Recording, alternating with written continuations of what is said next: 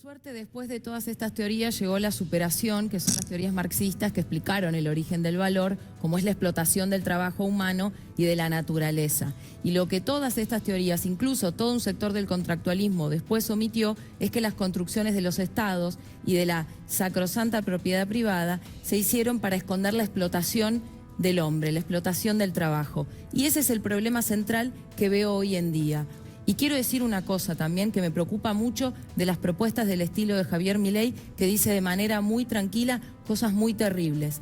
Son propuestas de tipo fascista, porque acá en la Argentina esa propuesta económica solo se puede llevar adelante con una dictadura militar. Ese es el programa económico de Milei, y a ese tipo de programas económicos no se les puede contestar con tibieza. Es hora de hacer transformaciones radicales en la Argentina, es hora de discutir anticapitalismo, es hora de tocar los intereses económicos de los poderosos, y yo humildemente también quiero, desde la izquierda, aportar al debate para girar la discusión hacia la izquierda, que es por donde creo que tiene que ir. Obviamente, como señalé antes, festejo a Hayek, que dice: si los socialistas supieran de economía no serían socialistas.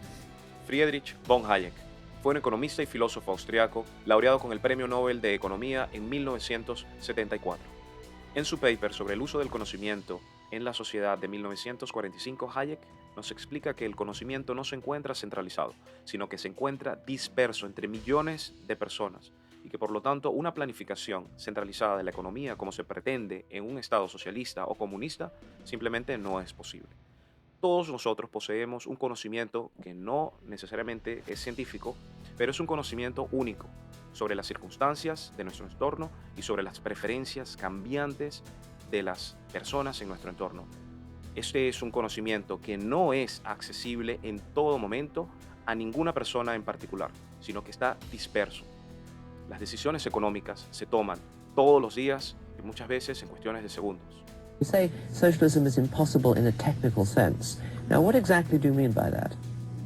Socialism assumes that all the available knowledge can be used by a single central authority.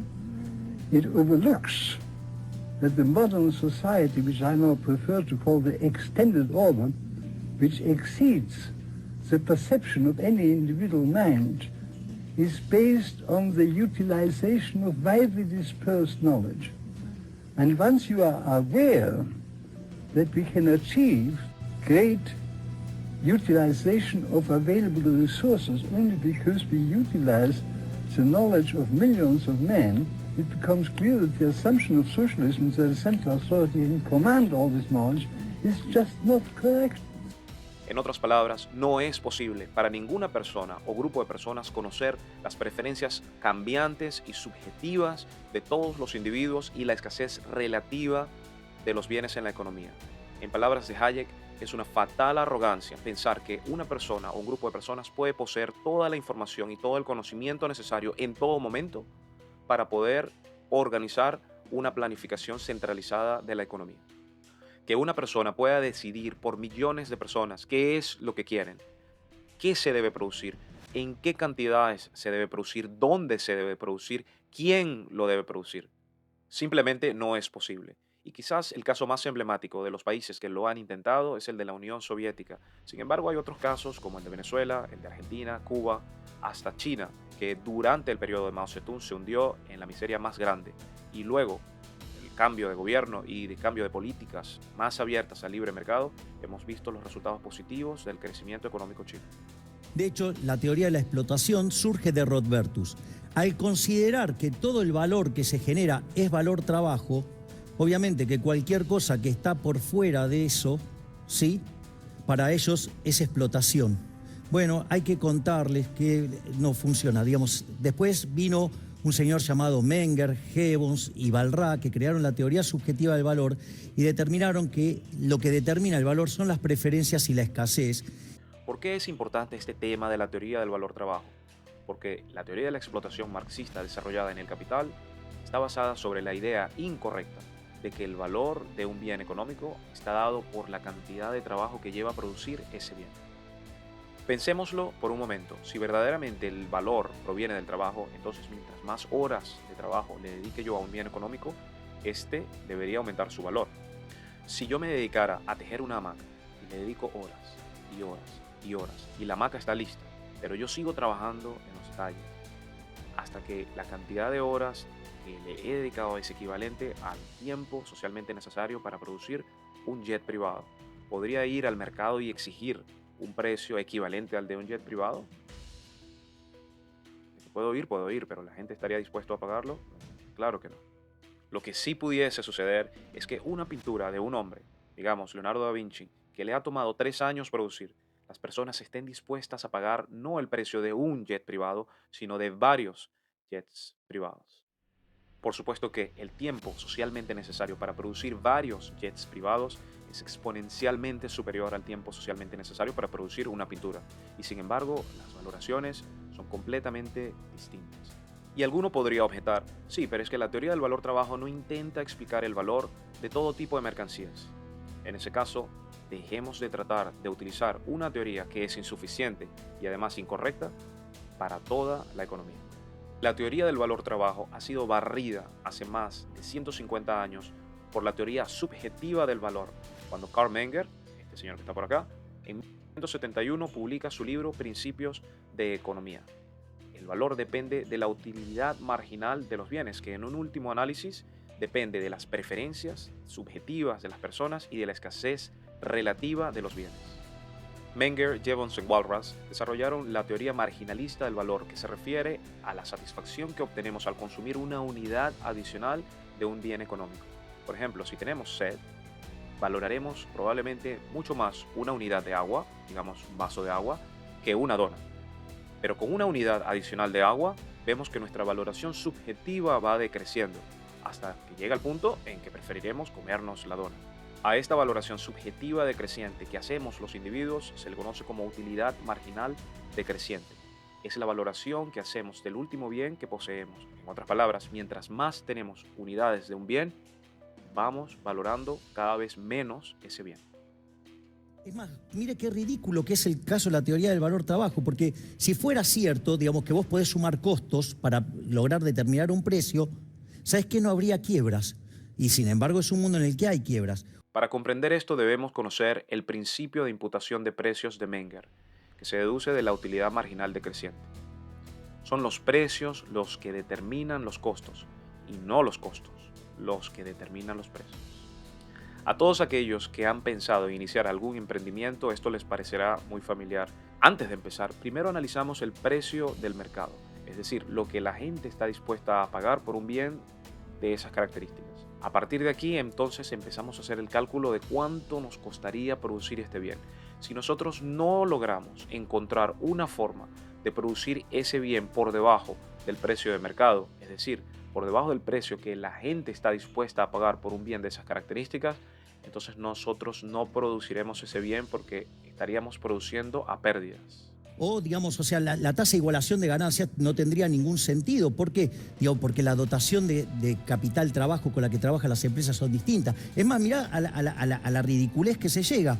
Porque en realidad, si la explotación la genera el empresario, vos fíjate que el progreso tecnológico, que como siempre ahorra trabajo, bueno, digamos, ¿qué es lo que va a generar? O sea, estarían yendo en contra de algo que los está beneficiando con la explotación. Por lo tanto, digamos, esto, digamos, fue destruido por von Webern, fue destruido por Ludwig von Mises, por Hayek y autores modernos como Hans Hermann Hoppe o Huerta de Soto, digamos, se hacen una panzada con estas cosas. Como hemos visto, la teoría del valor trabajo es una teoría incorrecta, con lo cual las conclusiones de Marx, basadas en una teoría incorrecta, necesariamente deben ser incorrectas.